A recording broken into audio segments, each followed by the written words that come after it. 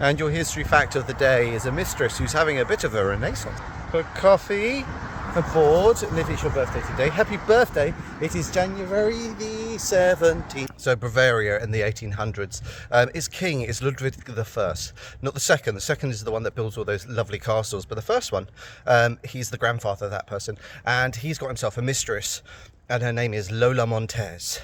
And Lola Montez does this thing called the spider dance, where she'll lift up her skirts and you can see what she's wearing underneath, which is nothing. The other thing she does is, well, there's a big story about her, that how she met him is he said, "Oh, your boob's real." And she says, "Well, judge for yourself," and pulls off her top. Who knows if that's true? But he's elevated her to a countess, to a baroness. Bavaria does not like it. The king chooses her over his country and he abdicates.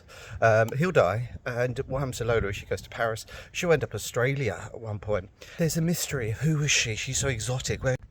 But she dies today in Brooklyn in 1861. And it turns out her name was Eliza Gilbert, and she was from Ireland. She's Irish, but she's had a bit of a renaissance, or a lunaissance, as I like to say. Because of podcasting and stuff, she's been kind of rediscovered because she's an interesting story. Also, what's interesting is today is the day that the Drudge Report releases the news about the affair between Bill Clinton and Monica Lewinsky. Fascinating.